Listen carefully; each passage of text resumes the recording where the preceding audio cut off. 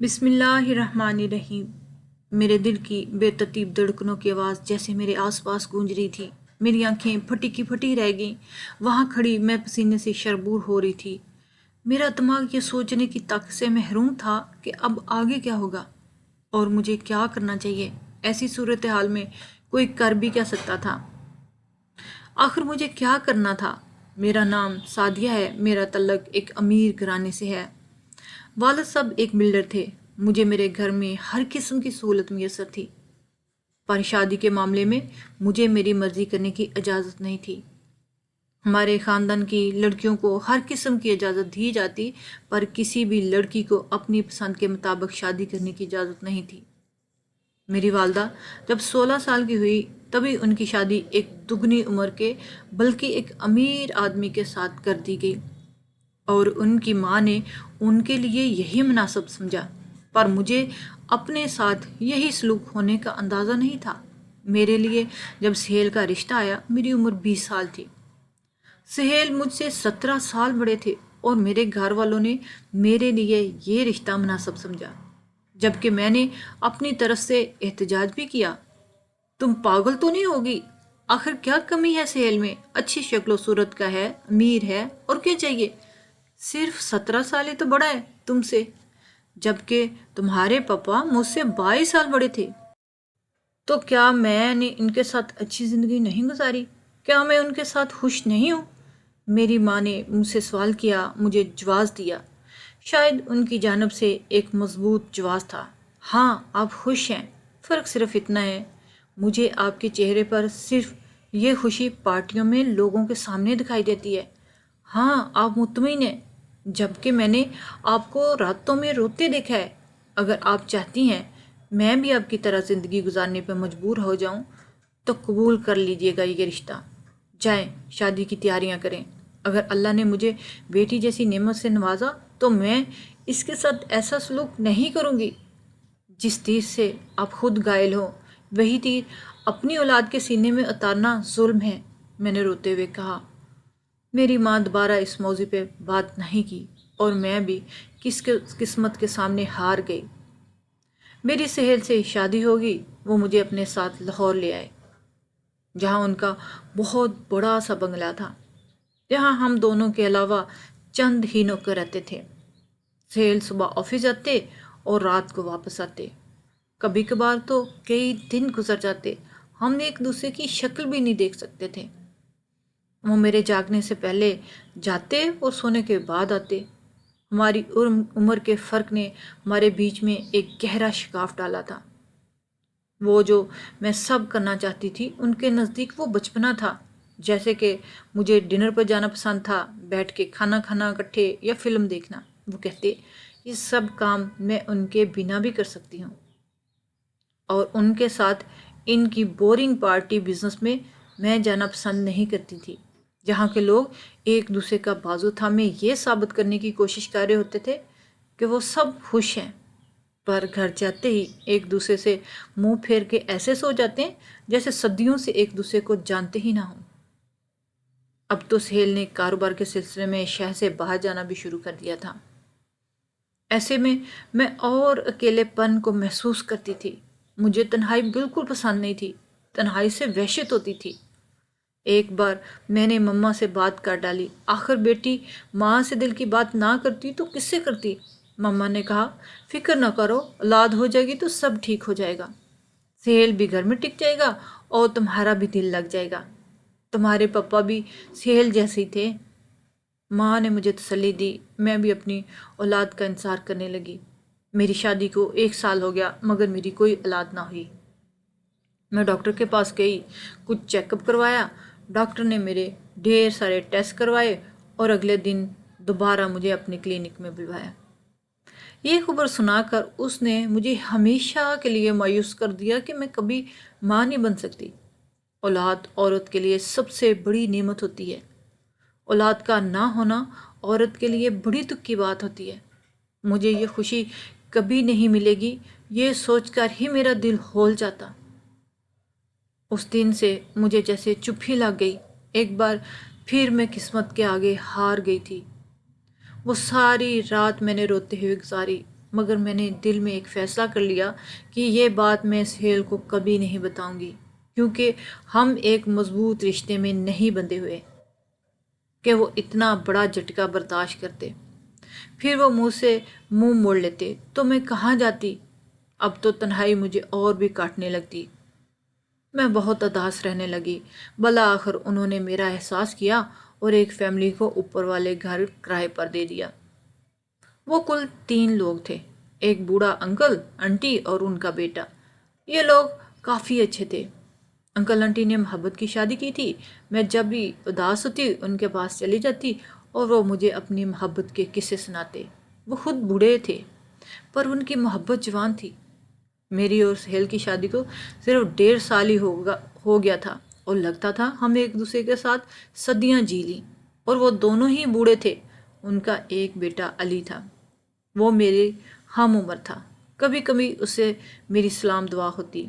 وہ بہت خوبصورت اور پرکشش شخصیت کا مالک تھا اور BA کا اسٹوڈنٹ تھا۔ میں اسے اکثر پڑھتے ہوئے ہی دیکھا کرتی تھی۔ شاید شام کو وہ کوئی ٹیوشن کلاس لینے جاتا تھا۔ اکثر مجھ سے اپنی پڑھائی کے بارے میں بات بھی کر لیتا۔ ایک بار انٹی انکل کو حج کے لیے جانا تھا۔ انہوں نے مجھ سے درخواست کی کہ میں علی کے کھانے پینے کا خاص خیال رکھوں تو بہت مہربانی ہوگی۔ میں نے کہا کہ فکر نہیں کریں، آپ کو فکر کی ضرورت نہیں ہے، آخر کے کھانا تو نوکر ہی بناتے ہیں، اور جہاں 2 لوگوں کا بنتا ہے وہاں 3 لوگوں کا بن جایا کرے گا۔ یہ لوگ حج کے لیے روانہ ہو گئے۔ اگلے ہی دن سہیل کام کے سلسلے میں 15 دن کے لیے کراچی چلے گئے۔ اب گھر میں زیادہ تر میں اور علی ہوتے۔ ایک شام وہ پڑھ کے واپس گھر آیا، میں ہال میں ہی بیٹھی چائے پی رہی تھی۔ اس نے مجھے سلام کیا، میں نے اسے چائے پینے کی آفر کی، وہ میرے ساتھ ہی بیٹھ گیا۔ شکریہ، چائے کی بہت طلب ہو رہی تھی، خود سے چائے بنا کر پینا اچھا نہیں لگتا۔ میں نے کہا اب بتا دیا کریں، میں آپ کے لیے چائے بھجوا دیا کروں گی۔ کہنے لگا مجھے دراصل اکیلے بیٹھ کر چائے پینے سے کوفت محسوس ہوتی ہے، اور مجھے یہ امید نہیں ہے کہ آپ کہیں کہ آپ کے ساتھ بیٹھ کر چائے پی لیا کروں۔ خود ہی اپنی بات کو کر کے ہنسنے لگ گیا، مگر میں خاموش رہی۔ کہنے لگا آپ میرے ساتھ بیٹھ کر چائے پی لیا کریں، مجھے ویسے بھی الجھن ہوتی ہے۔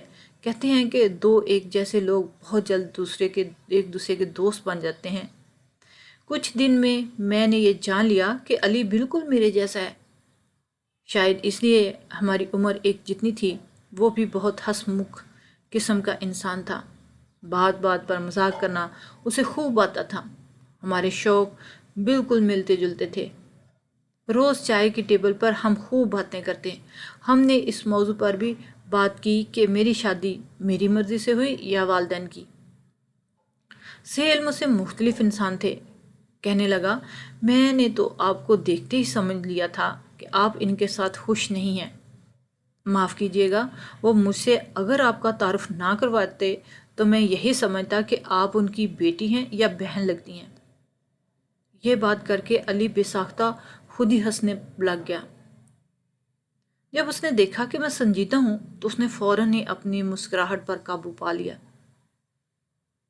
کہا یہ آپ کا ذاتی معاملہ ہے، مجھے صرف اتنا پتا ہے کہ زندگی کبھی غلط فیصلوں کی نظر کرنے کے لیے بہت چھوٹی ہے، اور پھر اپنی پسند سے شادی کرنا کون سا گناہ ہے۔ میں تو حیران ہوتا ہوں کہ لوگ ایسے کیوں جینا پسند کرتے ہیں جس انسان کو وہ پسند ہی نہیں کرتے، خود کو کیوں اس کے حوالے کر دیتے ہیں۔ میں ماں باپ کو دیکھتا ہوں ایک ساتھ کتنے خوش ہیں۔ اگر آج سے 25 سال پہلے انہوں نے اپنے دل کی نہ سنی ہوتی اور نہ ایک دوسرے کا ساتھ دیا ہوتا تو آج اتنے خوش نہ ہوتے، کیونکہ انہوں نے سٹینڈ لیا تھا۔ اور جو لوگ ایسا نہیں کرتے شاید بہت بزدل ہوتے ہیں، اور اتنے بزدل کہ اپنے لیے بھی نہیں لڑ پاتے۔ علی تو چلا گیا پر اس کی باتیں رات بھر میرے دماغ میں گھومتی رہیں۔ وہ کوئی اتنی گہری بات کر گیا تھا کہ میں حیران تھی۔ اگلے دن میں نے ایک فیصلہ کر لیا۔ میں نے سوچ لیا کہ علی کی طرف پیش قدمی کروں گی۔ اگر اس نے میرا ہاتھ جھٹک دیا تو میں اپنی زندگی اور حالات کو قبول کر لوں گی، اور اگر اس نے جواب میں میری طرف پیش قدمی کی تو یہ میں اپنے لیے قدم اٹھاؤں گی، کیونکہ میں بزدل نہیں ہوں۔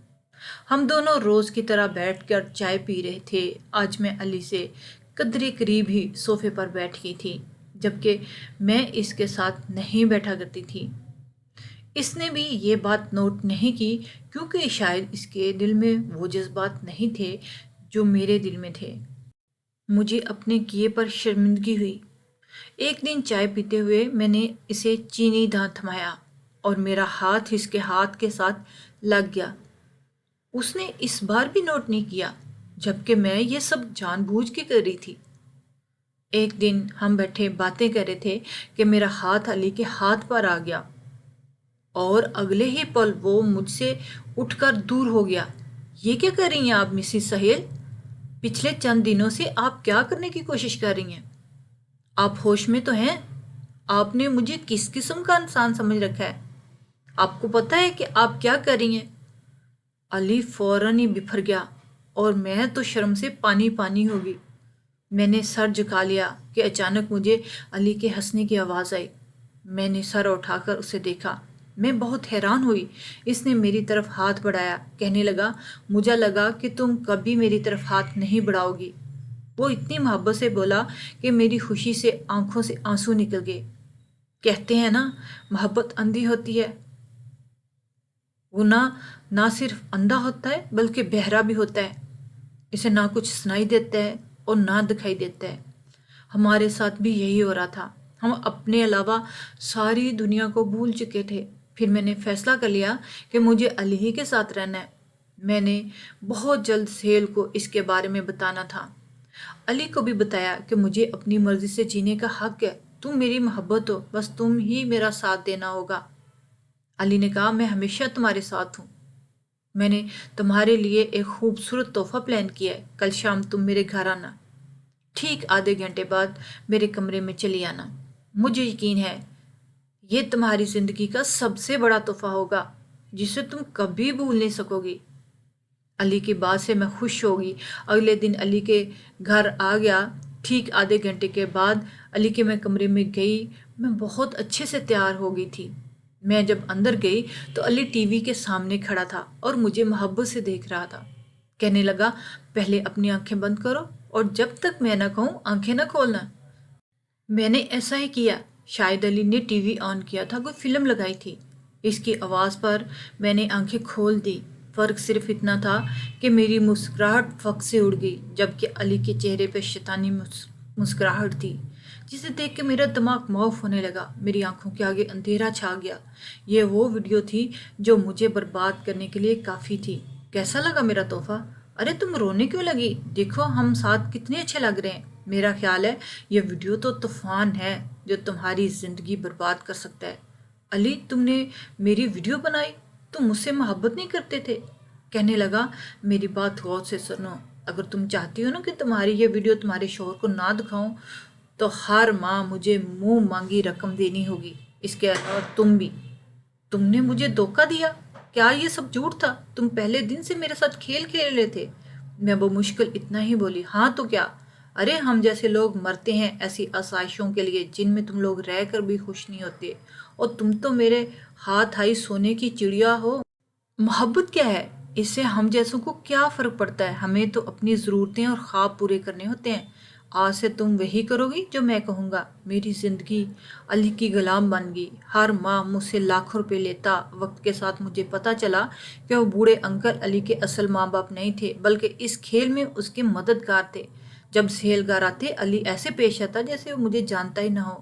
ان کے جاتے ہی وہ اپنے اصل رنگ دکھاتا۔ یوں 6 ماہ گزر گئے۔ مجھے خود سے نفرت ہوگی۔ اس سے کئی گنا بہتر تو میری پہلے والی زندگی تھی۔ میں خود سے نظریں ملانے کے قابل بھی نہیں رہی تھی۔ کیا یہ سب یوں ہی چلتا رہے گا؟ کون تھا جس نے یہ سب روکنا تھا؟ کبھی سوچتی کہ اپنی جان ہی دے دوں، کبھی سوچتی کہ سہیل کو سب کچھ بتا دوں۔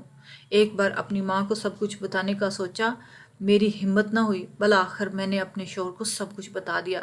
میں نے کہا، مجھے معاف کر دیں، میں بہک گئی تھی۔ مجھے صرف محبت چاہیے، وہ جو چاہیے تھا، آپ کا ٹائم چاہیے تھا جو کبھی نہیں ملا۔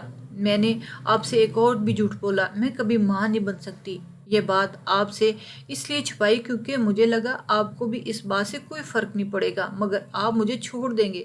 مجھے جو چاہے سزا دیں، مجھے قبول ہے۔ آپ مجھے جان سے بھی مار دیں تو کوئی غم نہیں۔ میں نے پھوٹ پھوٹ کر روتے ہوئے اپنے جرم کا اعتراف کر لیا۔ اس دن میں نے خود کو بہت چھوٹا محسوس کیا۔ پھر سہیل سے نظریں نہ ملا پا رہی تھی۔ وہ اٹھ گئے اور میری طرف بڑھے۔ میں بہت بری طرح گھبرا گئی تھی۔ سہیل سے نظریں نہیں ملا پا رہی تھی۔ کہنے لگا، اب تم اس آدمی کے پاس نہیں جاؤ گی، نہ ہی اس سے بات کرو گی۔ میں سب سنبھال لوں گا، مگر یہ مت سمجھنا کہ میں نے تمہیں معاف کر دیا۔ تمہارا فیصلہ میں بعد میں کروں گا اور تمہیں وہ فیصلہ ماننا پڑے گا۔ سہیل نے اس کے علاوہ کچھ نہیں کہا۔ اگلے دن سہیل رات کو واپس گھر نہیں آئے۔ علی نے مجھے کال کر کے بلانا چاہا، مگر میں کال نہیں اٹھا رہی تھی۔ وہ بار بار مجھے کال کرتا رہا۔ بالآخر غصے سے وہ میرے کمرے تک آ گیا۔ وہ زبردستی مجھے اپنے ساتھ لے جانے لگا کہ اچانک وہاں پولیس آ گئی۔ اسے رنگے ہاتھوں پکڑ لیا۔ سہیل نے پولیس کو بتایا کہ اس شخص نے میرے گھر کو برباد کرنے کی کوشش کی۔ علی پولیس کو مطلوب تھا۔ وہ پہلے بھی لڑکیوں کو بیوقوف بنا کر فرار ہو جاتا۔ پولیس نے اس کو اور اس کی نکلی فیملی کو بھی پکڑ لیا۔ ایس ایچ او سہیل کا واقف کار تھا۔ اس نے علی سے ساری ویڈیو لے کے ضائع کر دی اور یقین دلایا کہ اس کے علاوہ اور کوئی کاپی نہیں۔ سہیل نے مجھ سے بات چیت بند کر دی۔ ایک دن انہوں نے میرا سامان پیک کر دیا، مجھے میرے گھر چھوڑنے کے لیے لے جانے لگے۔ میرے پاس بھی یہ حق کہاں تھا کہ میں ان سے معافی مانگتی، اور وہ مجھے کیوں معاف کرتے؟ میں سر جھکائے بیٹھی ہوئی تھی۔ کہنے لگے، تم سے بہت بڑی غلطی ہوئی ہے۔ غلطی نہیں بلکہ گناہ کیا ہے تم نے، اور اس میں میری غلطی بھی ہے کہ میں تم پر توجہ نہیں دے پایا۔ تمہارے پاس 6 ماہ کا وقت ہے۔ میں تم کو تمہاری ماں کے گھر چھوڑ دوں گا اور ان سے کہہ دوں گا کہ میں ملک سے باہر جا رہا ہوں، اس لیے تمہیں وہاں چھوڑ رہا ہوں۔ تم سوچ لو تمہیں کیا کرنا ہے۔ اگر میرے ساتھ رہنا ہے تو سب کچھ بھول کر آ جانا، اگر نہیں تو بتا دینا، طلاق نامہ مل جائے گا۔ سہیل نے سامنے دیکھتے ہوئے کہا۔ میں نے کہا، میں اس قابل نہیں ہوں۔ سہیل نے کہا، خود کو معاف کرنے کی کوشش کرو۔ جب تک تم خود کو معاف نہیں کرو گی، کوئی بھی تم کو معاف نہیں کرے گا۔ میرے پاس تمہیں دینے کو یہ آخری موقع ہے۔ سہیل مجھے میری ماں کے گھر چھوڑ کر خود چلا گیا اور 6 ماہ بعد میں اپنے گھر چلے آئی۔ تب سے لے کر آج تک سہیل نے اس بات کا ذکر تک نہیں کیا۔ میں نے سہیل کو کتنا غلط سمجھا۔ وہ کتنے اچھے انسان تھے۔ پاک رشتے جیسے بھی ہوں وہ آپ کے لیے ٹھیک ہوتے ہیں۔ میں آج اپنے شوہر کے ساتھ بہت خوش ہوں۔